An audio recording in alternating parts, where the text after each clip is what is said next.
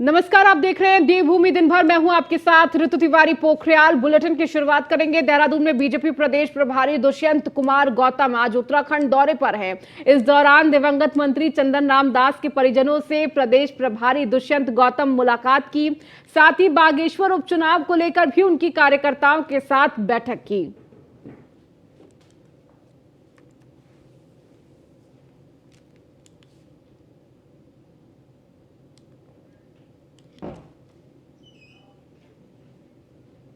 रुड़की में रामनगर स्थित एक निजी होटल में बीजेपी की प्रेस कॉन्फ्रेंस का आयोजन किया गया, जिसमें पूर्व मुख्यमंत्री त्रिवेंद्र सिंह रावत ने पत्रकारों से संबोधित किया। पत्रकारों को संबोधित करते हुए पूर्व मुख्यमंत्री त्रिवेंद्र रावत ने केंद्र सरकार की उपलब्धियों का बखान किया।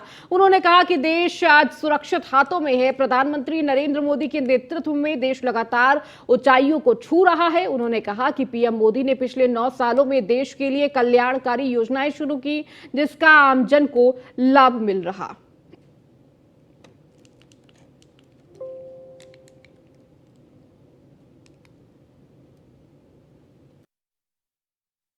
भारत बहुत तेजी से आगे बढ़ रहा है। आर्थिक क्षेत्र हो, विज्ञान का क्षेत्र हो, तकनीकी का क्षेत्र हो, या दुनिया के पटल पर भारत के सम्मान का सवाल होगा। और इसलिए हम इस चुनाव को बहुत महत्वपूर्ण मानते हैं। देश बहुत तेजी से आगे बढ़ रहा है और तेजी से आगे बढ़े,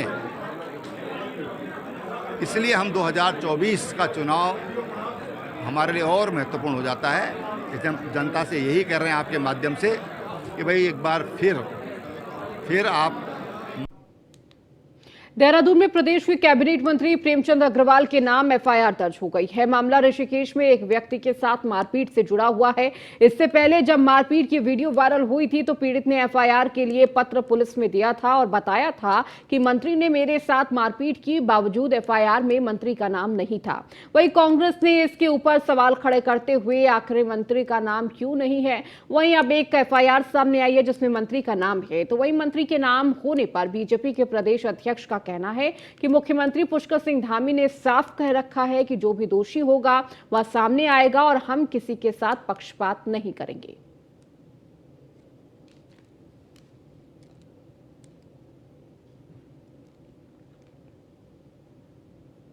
मैंने कहा ना, विपक्ष को जब मुद्दे नहीं होते हैं तो अनावश्यक टिप्पणियां करते हैं, क्योंकि आखिरकार मुख्यमंत्री पुष्कर सिंह धामी जी के नेतृत्व में गलत किसी के साथ नहीं होगा, अन्याय नहीं होगा। ये ठीक है कि जनप्रतिनिधि के नाते सब लोगों को संयम बरतने की आवश्यकता रहती है, वो संयम बरतना चाहिए। और समाज के ऐसे लोगों को भी जिनको ये भी ना पता कि आखिर किसी मिनिस्टर से कैसी बात करनी है, उनको भी अपने अंदर विचार करना चाहिए। इस प्रकार के देहरादून में तकनीकी शिक्षा विभाग की ओर से पिथवाला पॉलिटेक्निक कैंपस में बड़े रोजगार मेले का आयोजन किया गया। इस रोजगार मेले का शुभारंभ तकनीकी शिक्षा मंत्री सुबोध उनियाल ने किया है। रोजगार मेले में 93 कंपनियां आई, जिसमें करीब 7,000 नौकरियों के लिए छात्रों के इंटरव्यू लिए गए। आपको बताते चले कि रोजगार मेले में उत्तराखंड के अलग अलग पॉलिटेक्निक संस्थाओं के करीब 1875 छात्रों ने शिरकत की और नौकरियों के लिए इंटरव्यू दिए। वहीं तकनीकी शिक्षा मंत्री सुबोध उनियाल ने बताया कि विभाग का उद्देश्य है कि ज्यादा से ज्यादा युवाओं को रोजगार मिल सके, इसीलिए शिक्षा को रोजगार परक बनाया जा रहा है। राज्य में करीबन 71 सरकारी पॉलिटेक्निक्स और प्राइवेट कितने हैं? 69 प्राइवेट पॉलिटेक्निक स्कूल मिलाकर के 140 के आसपास प्राविधिक शिक्षा संस्थान है। इनके बच्चों को किस तरह रोजगार मिल सके उनकी शिक्षा के हिसाब से, इसके लिए प्लेसमेंट सेल हमारे तकनीकी शिक्षा विभाग ने खोला है। और इससे पूर्व भी वो काशीपुर और देहरादून में करीबन 41% बच्चों को, जो हमारी टोटल स्ट्रेंथ है करीबन 3700 के आसपास जो फाइनल ईयर की, तो उसमें 41% बच्चों को उन्होंने रोजगार देने का काम किया। और इस वर्ष आज का टारगेट ये है कि 1875 बच्चों ने आज इस सरकार देखें चाहे सरकार देखे, उत्तराखंड के जो बेरोजगार नौजवान हैं उनके प्रति हम लोग कमिटेड हैं कि उनको किसी तरह से रोजगार उपलब्ध कराया जाए। जो हमारे सेवा योजन कार्यालय हैं, क्योंकि ये संभव नहीं है कि सभी को सरकारी नौकरियों में स्थान मिले, लेकिन उन कार्यालयों को के माध्यम से हम लोग एक सेतु का काम करके जो प्राइवेट सेक्टर में है, जो हमारे बच्चे यहाँ पर प्रशिक्षित हो चुके हैं, उनको हम प्राइवेट सेक्टर में भी जॉब दिलाने का प्रयास करें। उसी के क्रम में बेरोजगार नैनीताल में मां नैना देवी मंदिर के 140वें स्थापना दिवस के अवसर पर इस साल पहली बार मंदिर प्रांगण में 9 दिवसीय श्रीमद देवी भागवत कथा का आयोजन होने जा रहा है। मंदिर समिति के सदस्य राजीव लोचन शाह ने बताया कि 21 मई को ज्येष्ठ शुक्ल द्वितीय को प्रातः 8 बजे नगर की कलश यात्रा के साथ ही देवी पूजन और प्रतिदिन 3 बजे से 6 बजे तक कथा प्रवचन और शाम 6 बजे आरती और प्रसाद वितरण किया जाएगा। उन्होंने श्रद्धालुओं से अधिक संख्या में आने का आग्रह किया है ताकि आयोजन को सफल बनाया जा सके। वहीं राजीव लोचन शाह ने कहा कि दूर दराज के श्रद्धालुओं के लिए श्रीमद् भगवत फेसबुक के माध्यम से सीधा प्रसारण किया जाएगा।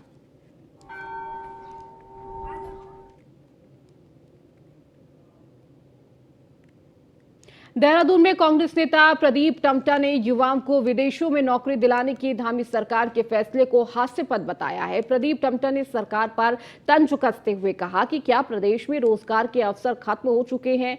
अब धामी सरकार विदेशों में युवाओं को नौकरी देने की नीति बना रही है। टम्टा ने कहा कि सरकारी विभागों में हजारों पद रिक्त हैं। सरकारी नौकरियों में लगातार भ्रष्टाचार के आरोप लग रहे हैं। बीजेपी सरकार का नौजवानों को नौकरी देने का तंत्र पूरी तरह से फेल हो गया है। प्रदीप टम्टा ने आरोप लगाते हुए कहा कि सरकार विदेशों में नौकरी के नाम से ठग और भ्रष्टाचार का नया तंत्र बनाना चाहती है।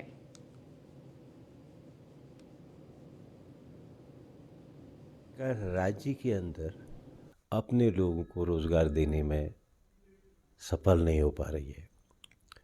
राज्य के सरकारी पदों में 20,000 25,000 पद तो इन्हीं के अनुसार खाली थे। वहाँ इनका जो तंत्र है नौजवान को भर्ती है वो पूरी तरह असफल हो गया। वहाँ पर पूरी तरह से भ्रष्टाचार के आरोप लगे। देहरादून में बद्री केदार मंदिर में समिति के अध्यक्ष अजैद अजय का बड़ा बयान देते हुए कहा कि चारों धाम में वहन क्षमता के अनुरूप ही यात्रियों को आने की अनुमति देनी चाहिए, क्योंकि पहाड़ की विपरीत मौसम सीमित संसाधन बड़ी समस्या बनता जा रहा है। आपको बताते चले कि सीएम धामी के निर्देश पर धामों में वहन क्षमता हटाने का निर्णय लिया गया था। वहीं धाम में पेटीएम स्कैनर विवाद मामले में भी अजय कहते हैं कि चूक हुई है। हमारा यानी मंदिर समिति का पेटीएम से पुराना करार है और हम इंटरनल जांच करा रहे हैं।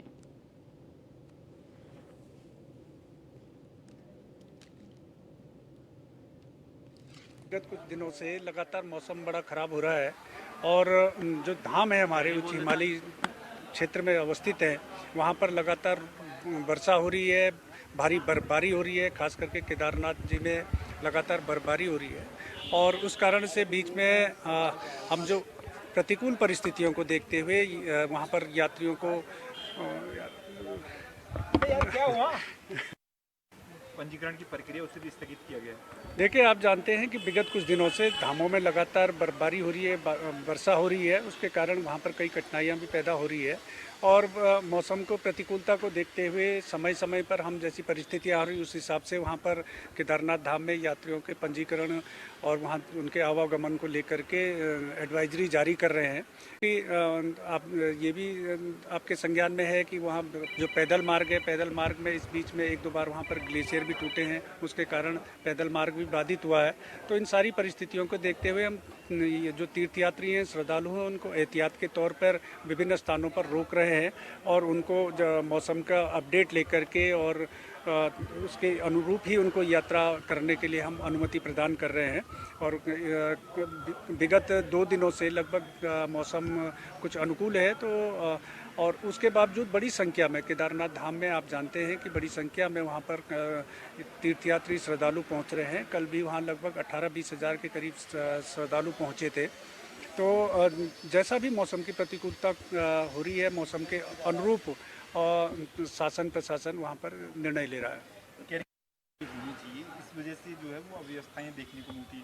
आप क्या कुछ इसमें लेके आप देखते हैं, आप क्योंकि दोनों धामों का आप लगातार मॉनिटरिंग भी कर रहे हैं?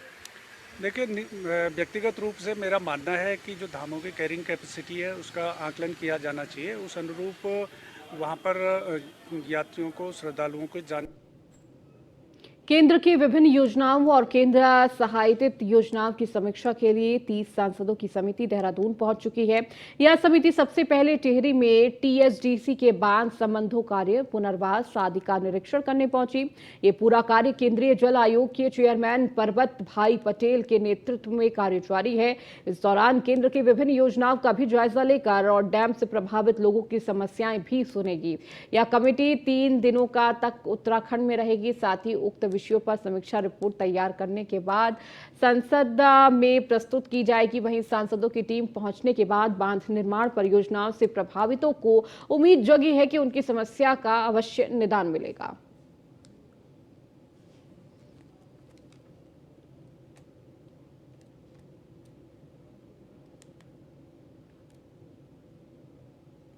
ये पार्लियामेंट्री कमेटी है, स्टैंडिंग कमेटी है।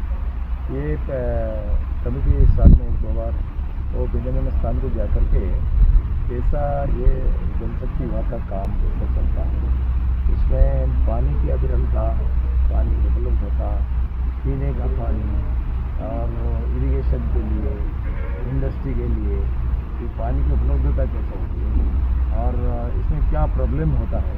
सरकार का जो प्रोजेक्ट्स इसको रियल टाइम में कंप्लीशन होने में क्या समस्या होती है, इस विषय में हम ध्यान करता है और कैसे कि पानी की स्वच्छता कैसे बजाय रहता है और पानी में गंदगी कैसे आता है, प्रदूषण कैसे होता है, इसमें क्या क्या कार्रवाई किया जाता है, इस सब विषय में हम ध्यान करके उत्तराखंड में हम लोग आज जो 17 छोटी कमेटी पार्लियामेंट की है उनमें नाइब मेंबर आज हम यहाँ पर आए हैं।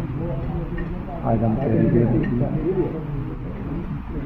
विजिट करेंगे और बच्चे यहाँ से तेरी देर कैसा पानी का धूप है वो भी करे, सब अधिकारी के साथ करने वाले वर्ल्ड का national centre for good governance के तहत मसूरी में मालदीव और बांग्लादेश के सिविल सेवाओं के लिए 2 सप्ताह के क्षमता निर्माण कार्यक्रम का शुभारंभ किया गया। आपको बताते चले कि कार्यक्रम का शुभारंभ राष्ट्रीय सुशासन केंद्र के महानिदेशक भरत लाल ने किया। मालदीव और 50 सिविल सेवक और बांग्लादेश के 45 सिविल सेवक कार्यक्रम में प्रतिभाग कर रहे थे। या 6 मई 2023 को बांग्लादेश के सिविल सेवकों के लिए 98वें क्षमता निर्माण कार्यक्रम के सफल समापन के बाद प्रारंभ हुआ। आज हमने मसूरी में स्टार्ट किया है, जिसमें बांग्लादेश और मालदीव के लोक सेवक भाग ले रहे हैं, जिसमें बांग्लादेश के 45 लोक सेवक हैं, जिसमें deputy secretary, additional deputy commissioner. Vikasnagar के बाजार में फुटपाथ पर हो रही अतिक्रमण को लेकर पुलिस ने द्वारा अभियान चलाया गया। फुटपाथ पर रखे दुकानदारों के सामान को हटवाया गया। वहीं पुलिस प्रशासन द्वारा दुकानों के आगे लोडिंग और ओवरलोडिंग वाहनों को हटवाया गया, जिसके लेकर व्यापार मंडल के पूर्व अध्यक्ष मनोज अग्रवाल और विकासनगर पुलिस के एसएसआई भुवन चंद्र पुजारी के बीच तीखी नोकझोंक भी हुई।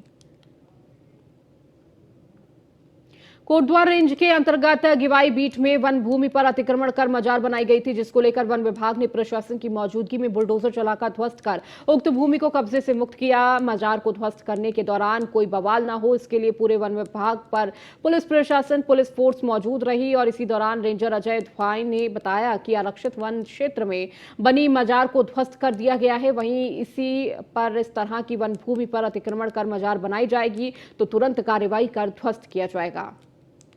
इसमें जो है कि आरक्षित वन क्षेत्र की वहीं बीट में जो है कि ये मजार बनी थी अवैध, और इसमें जो है कि हमने इनको जो है कि सार्वजनिक नोटिस भी जारी किया था। अगर किसी भी इसका यहाँ पे कोई जो कि हक है, मालिकाना हक है, तो इसको तुरंत हटा दें। तो आरक्षित वन क्षेत्र मालिकाना हक का कोई मतलब नहीं होता है, क्योंकि रिजर्व फॉरेस्ट है, सरकार की ज़मीन है। तो आज से जो है कि हमने एसडीएम साहब और देहरादून में अचानक मस्जिदों के लाउड स्पीकर पुलिस के द्वारा उतारे जाने को लेकर आज मुस्लिम समुदाय के लोगों ने जिलाधिकारी कार्यालय में पहुंचकर जिलाधिकारी को ज्ञापन सौंपा और अपना विरोध जताया, जिसके बाद मुस्लिम समुदाय के लोगों के साथ जिलाधिकारी एसएसपी देहरादून की बातचीत हुई। आपको बताते चले कि जिलाधिकारी ने कहा कि जो स्पीकर उतारे गए हैं उन्हें फिर से लगाया जाएगा, लेकिन स्पीकर की आवाज कम रखी जाएगी। कुछ पुलिस वाले ज्यादती कर रहे थे कि भाई माइक उतारो, उससे जो है ना पब्लिक में एक रोष था, समझे, क्योंकि माइक में अजान होती है और आवाज़ उससे उस अजान से दूसरों को फ़ायदा पहुंचता है, उससे वो एक कॉल है ताकि लोग इबादत के लिए आएँ, नमाज के लिए आएँ, तो उसका उतरना ठीक नहीं होता, समझे, इसलिए हमने वो विज्ञापन सौंपा उनको। क्या कुछ आश्वासन मिला और क्या आश्वासन ये मिला कि ठीक है हम माइक अपनी जगह रखेंगे, समझे, लेकिन आवाज़ कम कर देंगे। हाँ, रुड़की में बेखौफ दबंगों के कारनामे का सीसीटीवी वीडियो सामने आया है, जहां कमेलपुर गांव में बग्गी हटाने को लेकर दो पक्षों में खूनी संघर्ष हुआ। आपको बता दें, वीडियो जमकर वायरल हो रहा है, जिसमें कार सवार युवक पर दबंगों ने ईंट पत्थरों से जानलेवा हमला कर दिया, साथ ही घर पर भी पथराव किया। फिलहाल सूचना मिलते ही मौके पर पहुंची पुलिस ने सीसीटीवी कैमरे से आरोपी की तलाश जुट गई है। तो वहीं दो लोग गंभीर रूप से घायल बताए जा रहे हैं, जिन्हें हायर सेंटर रेफर किया गया है। हरिद्वार में जिला प्रशासन ने अवैध अतिक्रमण हटाने के अभियान में तोड़ी जा रही मजारों और मंदिरों के मामले में जिले के सभी 5 कांग्रेस विधायकों ने रोशनाबाद स्थित डीएम कैंप कार्यालय पहुंचकर विरोध जताया। कांग्रेस विधायकों के अनुसार जिला प्रशासन अवैध अतिक्रमण हटाने के अभियान में कई ऐसे मंदिरों और मजारों को निशाना बना रही है, जो कि सैकड़ों सालों से लोगों की आस्था का केंद्र है। सम्मानित जनप्रतिनिधि हैं और सम्मानित जनप्रतिनिधियों से इन्होंने समय लिया था, सभी को समय दिया गया था। हालांकि इनके साथ और भी काफ़ी लोग आ गए थे, लेकिन उसके बावजूद भी सभी से बैठ के बातें सुनी गई। देखिए, विधायक तो डीएम साहब बताएंगे कि उन्होंने बंद कमरे में बैठ के क्या बात की है। हमें तो इतना पता है कि 5 विधायकों को उन्होंने कहा आज मैं छुट्टी पे हूं, और थोड़ी देर में खबर आती है वो एक सिंगल विधायक से मिल लिए। अब ये तो डीएम साहब से आप पूछो या उस विधायक से पूछो। 5 विधायकों से मिलने के लिए डीएम साहब कह रहे अगले दिन मिलूंगा। टाइम लिया गया था, उस टाइम पर जो है स्वयं इसमें जो हमारी कमेटी थी सब लोग बैठ के बात सुन रहे थे कि क्या इनके जिस बात के लिए है मुद्दे को। लेकिन मुझे ऐसा लगता है कि बाहर जाने के बाद कोई अलग वर्जन आया, क्योंकि यहाँ पर बात तो सौहार्दपूर्ण तरीके से हो रही थी। बाहर जाने के बाद क्या रिएक्शन आया, क्यों आया, इस संबंध में जानकारी कर रहा हूँ मैं। उधम सिंह नगर में सड़कें को जाम करने के साथ ही यात्रियों के साथ बदसलूकी, मारपीट और अन्य घटनाओं को अंजाम दे रहे टुक-टुक चालकों को लेकर पुलिस कार्रवाई की तैयारी कर रही है। एसपी क्राइम चंद्रशेखर गोड़के ने पहले चरण में सभी टुक-टुक चालकों का पुलिस सत्यापन कराने के निर्देश दिए हैं। इसके लिए 21 दिन का समय तय किया गया है। इसके बाद सड़कों पर बिना सत्यापन के टुक-टुक चलाने वालों के खिलाफ कार्रवाई की जाएगी। काफ़ी तादाद में ई रिक्शा जो है ये संचालित हो रहे हैं। इसमें जो है काफ़ी संख्या में देखा जा रहा है कि इनके जो चालक है इनका कोई भी रिकॉर्ड, पुलिस रिकॉर्ड नहीं है, ना ही सत्यापन है। तो इसीलिए हमने ये फैसला लिया है कि जो भी ई रिक्शा चालक हैं, टुक टुक जो चला रहे हैं यहाँ पे, वो अपना सत्यापन कर थाने में पंजीकरण कराएंगे। तो ये दिनेशपुर के कालीनगर गांव में बच्चा चोर समझकर ग्रामीणों ने 4 लोगों की जमकर पिटाई कर दी, फिर पुलिस के हवाले कर दिया। इस दौरान थाना अध्यक्ष अनिल उपाध्याय ने कहा है कि पूछताछ करने पर पता चला कि चारों युवक निर्दोष थे। एक बच्चे को कोल्ड ड्रिंक दिलाने ले जा रहे थे, तभी ग्रामीणों ने बच्चा चोर समझकर उन्हें पकड़ लिया। बच्चा चोर गिरोह घूम रहा है और इन्होंने बच्चे को किडनैप करने की कोशिश करी है। तो इस सूचना पर हम लोग गए वहाँ मौके पर 4 व्यक्ति हमें मिले और गांव वाले मिले। तो गांव वाले भी यहाँ पे थाने पर भी आए थे और बच्चों को भी हम लेकर आए। पूछताछ में जो हमें पता चला कि वो व्यक्ति 4 जो व्यक्ति थे वो नशे में थे। हमें फ़ोन पे पता चला, मैं चितरंजनपुर था कहीं, कि ये बच्चा कृष्णा नाम के कालीनगर गाँव के हैं। फील्ड में खेल रहे थे, सारे बच्चे थे। 4 अज्ञात लड़के हैं जो 2 बाइक पे थे ये लोग, और करीबन रुद्रपुर में सिडकुल क्षेत्र में एक होटल के बाहर युवक से मारपीट और फायर झोंकने के आरोप में पुलिस और एसओजी की टीम तमंचे के साथ 2 आरोपी को गिरफ्तार किया है। पुलिस ने दावा किया है कि दोनों गैंगस्टर अंशु भंडारी के लिए काम करते हैं। फिलहाल घटना में शामिल एक आरोपी अभी फरार बताया जा रहा है। वहीं एसपी सिटी मनोज कुमार कात्याल के मुताबिक घटना की पुष्टि होने पर पुलिस द्वारा तत्काल पीड़ित से तहरीर प्राप्त कर अंशु भंडारी सहित कई 3 अन्य साथियों के खिलाफ हत्या के प्रयास आदि गंभीर धाराओं में थाना पंजीकृत किया। माननीय मुख्यमंत्री महोदय और पुलिस मुख्यालय से हमें लगातार निर्देश प्राप्त होते रहते हैं कि उत्तराखंड को भय मुक्त और अपराध मुक्त राज्य बनाना है। इसी क्रम में एक दुस्साहसिक आपराधिक घटना को अंजाम दिया था कुछ बदमाशों के द्वारा। तो उस बदमाशों के द्वारा फायरिंग की गई थी, जिसमें एक व्यक्ति को जान से मारने का प्रयास किया गया था। तो उस जो बहुत ही गंभीर घटना थी, उस गंभीर घटना को पूरी गंभीरता के साथ हम लोगों ने पहले पंजीकृत किया। उसके अनावरण के लिए टीमें गठित की, जो कि सीओ पंतनगर तपेश के नेतृत्व में काम कर रही थी, और इसके साथ साथ इसमें इंस्पेक्टर पंतनगर डांगी जी और साथ में जो है सिडकुल चौकी इंचार्ज पंकज इसमें इन्वॉल्व थे और इन्होंने बहुत ही प्रोफेशनल तरीके से काम करते हुए इंटेलिजेंस गैदरिंग की और इसमें मैनुअल और इलेक्ट्रॉनिक सर्वेलेंस की सहायता से इसमें 2 अभियुक्तों को गिरफ्तार करने में सफलता हासिल की है, जिसमें एक का नाम जो है करण है और दूसरे का नाम वित्त एवं शहरी विकास मंत्री प्रेमचंद अग्रवाल और स्थानीय युवक सुरेंद्र सिंह नेगी के बीच बीते मंगलवार को सरेराह हुए विवाद का मामला लगातार तूल पकड़ता जा रहा है। इस मामले में क्रॉस रिपोर्ट होने के बाद भी युवक के समर्थक नागरिकों का गुस्सा शांत नहीं हुआ। आंदोलनकारी संगठन के साथ शिवाजी नगर के नागरिकों ने नगर में जुलूस निकालकर प्रदर्शन किया और घाट चौराहे पर सांकेतिक जाम लगाया।